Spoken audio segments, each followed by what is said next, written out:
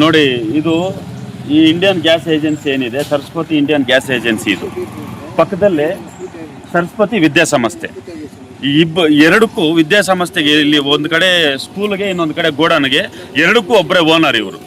At least ಅಲ್ಲಿ ಅಷ್ಟು ಜನ ಮಕ್ಕಳನ್ನ ಹಾಕೊಂಡು ಒಂದು ವಿದ್ಯಾಸಂಸ್ಥೆನ ನಡೆಸ್ತಾ ಇದ್ದಾರೆ, ಒಂದು ಎಜುಕೇಷನ್ ಸಂಸ್ಥೆನ ನಡೆಸ್ತಾ ಇದ್ದಾರೆ ಅಂತಂದ್ರೆ ಅಟ್ಲೀಸ್ಟ್ ಕಾಮನ್ ಸೆನ್ಸ್ ಬೇಡವಾಗಲಿ ಶಾಲೆಯ ಮಾಲೀಕರಿಗೆ. ಬಂಧುಗಳೇ,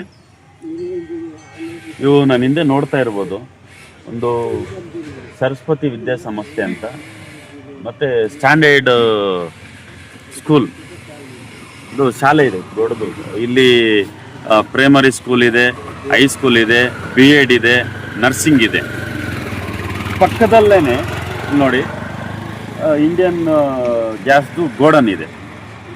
ಸೊ ಶಾಲೆಗೆ ಅಂಟಿಕೊಂಡ ಹಂಗೆ ಗೋಡನ್ ಇದೆ. ಇದು ಎಷ್ಟು ದೊಡ್ಡ ಒಂದು ಅನಾಹುತ ಆಗ್ಬೋದು, ಏನಾದರೂ ಹೆಚ್ಚು ಕಡಿಮೆ ಆಗತ್ತೆ ಅನ್ನೋದನ್ನು ಕೂಡ ಅಧಿಕಾರಿಗಳು ಒಂದು ಮನವರಿಕೆ ಇಲ್ಲದೆ, ಒಂದು ಜ್ಞಾನ ಇಲ್ಲದೆ ಇಲ್ಲಿ ಶಾಲೆಯ ಪಕ್ಕದಲ್ಲಿ ಗೋಡನ್ಗೆ ಪರ್ಮಿಷನ್ ಕೊಟ್ಟಿರೋದು ಎಷ್ಟು ದೊಡ್ಡ ಅಕ್ರಮ ನಡೆದಿದೆ ಅನ್ನೋದನ್ನು ತಾವೆಲ್ಲರೂ ಕೂಡ ಗಮನಿಸಬೇಕಾಗತ್ತೆ. ಯಾಕಂತಂದರೆ ಆ ಶಾಲೆಯಲ್ಲಿ ಸಾವಿರಾರು ವಿದ್ಯಾರ್ಥಿಗಳು ಪಾಠ ಕಲಿತಾ ಇರ್ತಾರೆ. ಇಲ್ಲೇ ವಸತಿ ಸೌಕರ್ಯ ಕೂಡ ಇದೆ, ಇಲ್ಲೇ ಇರುವಂಥ ಶಾಲೆ ಇದೆ, ವಸತಿ ಶಾಲೆ ಇದೆ. ಸೊ ಇಲ್ಲೇನಾದರೂ ಹೆಚ್ಚು ಕಮ್ಮಿ ಆದಾಗ ಎಷ್ಟು ದೊಡ್ಡ ಅನಾಹುತ ಆಗುತ್ತೆ. ಆ್ಯಕ್ಚುಲಿ ಗ್ಯಾಸ್ ಗೋಡನು ಎಲ್ಲಿರಬೇಕಾಗತ್ತೆ, ಊರಿಂದ ಆಚೆ ಕನಿಷ್ಠ ಪಕ್ಷ ಅಂತಂದ್ರೆ 1 ಕಿಲೋಮೀಟರ್ ಆಚೆ ಇರಬೇಕಾಗತ್ತೆ. ಆದರೆ ಇಲ್ಲಿ ಶಾಲೆಗೆ ಅಂಟಿಕೊಂಡಂಥ ಒಂದು ಗ್ಯಾಸ್ ಗೋಡನ್ನು ನೀವು ಇಲ್ಲಿ ಕಾಣ್ಬೋದು. ಸೊ ಇಲ್ಲಿ ಈ ಸ್ಪಾಟ್ ಮಾಜರ್ ಮಾಡಿ, ಇಲ್ಲಿ ಚೆಕ್ ಮಾಡಿ ಗ್ಯಾಸ್ ಗೋಡನ್ಗೆ ಪರ್ಮಿಷನ್ ಕೊಟ್ಟಂಥ ಅಧಿಕಾರಿಗಳು ಯಾರಿದ್ದಾರೆ ಏನೋ, ಅಟ್ಲೀಸ್ಟ್ ಆ ಮಕ್ಕಳ ಬಗ್ಗೆ ಪಕ್ಕದಲ್ಲಿ ಶಾಲೆ ಇದೆ ಅನ್ನೋ ಒಂದೇ ಒಂದು ಅಟ್ಲೀಸ್ಟ್ ಕಾಮನ್ ಸೆನ್ಸ್ ಇಲ್ಲದೆ ಇಲ್ಲಿ ಪರ್ಮಿಷನ್ ಕೊಟ್ಟಿದ್ದಾರೆ. ಕೂಡಲೇ ಈ ಗೋಡನ್ನು ಇಲ್ಲಿಂದ ತೆರವುಗೊಳಿಸ್ಬೇಕು. ಇಲ್ಲಂತಂದರೆ ಇದು ತುಂಬ ದೊಡ್ಡ, ಏನಾದರೂ ಹೆಚ್ಚು ಕಡಿಮೆ ಆದಲ್ಲಿ ದೊಡ್ಡ ಅನಾಹುತವೇ ಆಗುತ್ತೆ. ಇದಕ್ಕೆ ಇಲ್ಲಿನ ತಾಲೂಕು ಆಡಳಿತವೇ ಕಾರಣ ಆಗುತ್ತೆ.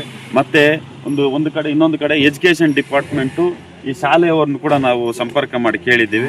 ಇಲ್ಲಿ ಪಕ್ಕದಲ್ಲೇ ಗೋಡನ್ ಇದೆ ಅಲ್ಲ ಮೇಡಮ್, ನೀವೇನಾದರೂ ಒಂದು ಕ್ರಮ ಕೈಗೊಂಡು ಅಟ್ಲೀಸ್ಟ್ ನಿಮ್ಮ BE ಅವ್ರಿಗೆ ಯಾರಿಗಾದರೂ ಒಂದು ಲೆಟರ್ ಫಾರ್ವರ್ಡ್ ಮಾಡಿ ಗೋಡನ್ನ ಬೇರೆ ಕಡೆ ಶಿಫ್ಟ್ ಮಾಡಿಸ್ಬೋದಲ್ಲ ಅಂತ ಕೇಳಿ, ಅದರಿಂದ ನಮಗೇನು ತೊಂದರೆ ಇಲ್ಲ ಅಂತ ಹೇಳ್ತಾರೆ. ಏನಾದರೂ ಅನಾಹುತ ಆದಲ್ಲಿ ಎಷ್ಟು ಮಕ್ಕಳ ಒಂದು ಪರಿಸ್ಥಿತಿ ಏನಾಗ್ಬೋದು, ಎಷ್ಟು ಜನ ಮಕ್ಕಳಿದ್ದಾರೆ ಅನ್ನೋದನ್ನೊಂದು ಅಟ್ಲೀಸ್ಟ್ ಕಾಮನ್ ಸೆನ್ಸ್ ಇಲ್ದಿರ. ಒಂದುಗಳೇ ನೋಡಿ, ಇದು ಈ ಇಂಡಿಯನ್ ಗ್ಯಾಸ್ ಏಜೆನ್ಸಿ ಏನಿದೆ, ಸರಸ್ವತಿ ಇಂಡಿಯನ್ ಗ್ಯಾಸ್ ಏಜೆನ್ಸಿ, ಇದು ಪಕ್ಕದಲ್ಲೇ ಸರಸ್ವತಿ ವಿದ್ಯಾಸಂಸ್ಥೆ. ಎರಡಕ್ಕೂ ವಿದ್ಯಾಸಂಸ್ಥೆಗೆ ಇಲ್ಲಿ ಒಂದು ಕಡೆ ಸ್ಕೂಲ್ಗೆ, ಇನ್ನೊಂದು ಕಡೆ ಗೋಡನ್ಗೆ, ಎರಡಕ್ಕೂ ಒಬ್ಬರೇ ಓನರ್ ಇವರು. ಅಟ್ಲೀಸ್ಟು ಅಲ್ಲಿ ಅಷ್ಟು ಜನ ಮಕ್ಕಳನ್ನ ಹಾಕೊಂಡು ಒಂದು ವಿದ್ಯಾಸಂಸ್ಥೆನ ನಡೆಸ್ತಾ ಇದ್ದಾರೆ, ಒಂದು ಎಜುಕೇಷನ್ ಸಂಸ್ಥೆನ ನಡೆಸ್ತಾ ಇದ್ದಾರೆ ಅಂತಂದ್ರೆ ಅಟ್ಲೀಸ್ಟ್ ಕಾಮನ್ ಸೆನ್ಸ್ ಬೇಡವಾಗಲಿ ಶಾಲೆಯ ಮಾಲೀಕರಿಗೆ. ಇಲ್ಲಿ ಪಕ್ಕದಲ್ಲೇ ಗೋಡನ್ ಇಟ್ಕೊಂಡಿದ್ದಾರೆ. ಏನಾದರೂ ಅನಾಹುತ ಆದರೆ ಅಷ್ಟು ಜನ ಮಕ್ಕಳಿಗೆ, ಅಷ್ಟು ಜನ ಮಕ್ಕಳ ಪೋಷಕರಿಗೆ ಯಾರು ಜವಾಬ್ದಾರಿ ಆಗ್ತಾರೆ ಅನ್ನೋ ಅಟ್ಲೀಸ್ಟ್ ಒಂದು ಪರಿಜ್ಞಾನ ಇಲ್ಲದೆ ಇರುವಂಥ ರೀತಿಯಲ್ಲಿ ಶಾಲೆಯ ಪಕ್ಕದಲ್ಲಿ ಅವರು ಗೋಡನ್ ಇಟ್ಕೊಂಡಿರೋದು ಇದು ನಿಜವಾಗ್ಲೂ ಕೂಡ ಇದು ದೊಡ್ಡ ದುರಂತ. ಅಧಿಕಾರಿಗಳು ಇದನ್ನು ಈಗಾಗಲೇ ಗಮನಿಸಿರ್ತಾರೆ. ಎಜುಕೇಷನ್ ಡಿಪಾರ್ಟ್ಮೆಂಟ್ಗೆ ಸಂಬಂಧಪಟ್ಟ ತಾಲೂಕು BE ಅವರು ಇರ್ಬೋದು, DDP ಇರ್ಬೋದು, ಮತ್ತು ತಹಸೀಲ್ದಾರ್ ಅವರು ಇರೋದು, ಮುಖ್ಯವಾಗಿ ಮೊನ್ನೆ ಜಿಲ್ಲಾಧಿಕಾರಿಗಳು, ನಮ್ಮ ಕೋಲಾರ ಜಿಲ್ಲೆ ಜಿಲ್ಲಾಧಿಕಾರಿಗಳು ದಯವಿಟ್ಟು ಈ ಬಗ್ಗೆ ಒಂದು ಕ್ರಮ ಕೈಗೊಳ್ಳಬೇಕು. ಯಾಕಂದರೆ ಶಾಲೆಯ ಪಕ್ಕದಲ್ಲಿ ಈ ಗ್ಯಾಸ್ ಗೋಡನ್ ಇರೋದ್ರಿಂದ ಇದು ಮುಂದಿನ ಒಂದು ಅನಾಹುತಕ್ಕೆ ಕಾರಣ. ಏನಾದರೂ ಹೆಚ್ಚು ಕಡಿಮೆ ಆದಲ್ಲಿ ಇದು ನೇರವಾಗಿ ಈ ಶಾಲೆಯ ಏನು ಮಾಲೀಕರು ಯಾರಿದ್ದಾರೆ, ಈ ಸರಸ್ವತಿ ಇಂಡಿಯನ್ ಗ್ಯಾಸ್ ಏಜೆನ್ಸಿಯವರು, ಅವ್ರದ್ದೇ ಶಾಲೆ. ಈ ಶಾಲೆಗೂ ಮತ್ತು ಈ ಏಜೆನ್ಸಿ ಇಬ್ಬರು ಒಬ್ಬರೇ ಮಾಲೀಕರಾಗಿರೋದ್ರಿಂದ ದಯವಿಟ್ಟು ಇವ್ರ ಮೇಲೆ ಕ್ರಮ ಕೈಗೊಳ್ಳಬೇಕು. ಮತ್ತು ಈ ಗ್ಯಾಸ್ ಗೋಡನ್ನು ಇಲ್ಲಿಂದ ಬೇರೆ ಕಡೆ ಸ್ಥಳಾಂತರಿಸಬೇಕು. ಈ ರೀತಿ ಹೊಂದಾಣಿಕೆ ಇದು ಮಾಡಿಕೊಂಡು ಪಕ್ಕದಲ್ಲೇ ಶಾಲೆಯನ್ನು ಓಪನ್ ಮಾಡಿಕೊಂಡು ಒಂದು ಕಾನೂನು ಕ್ರಮಗಳನ್ನು ಉಲ್ಲಂಘನೆ ಮಾಡಿ ನಿಟ್ಟಿನಲ್ಲಿ ಅವ್ರ ಮೇಲೆ ಕ್ರಮ ಕೈಗೊಂಡು ಪ್ರಕರಣ ದಾಖಲು ಮಾಡಬೇಕಂತ ನಾವು ತಮ್ಮಲ್ಲಿ ಅಧಿಕಾರಿಗಳಲ್ಲಿ ಮನವಿ ಮಾಡಿಕೊಳ್ತಾ ಇದ್ದೀವಿ. ಜೈ ಭೀಮ್, ಜೈ ಪ್ರಬುದ್ಧ ಭಾರತ.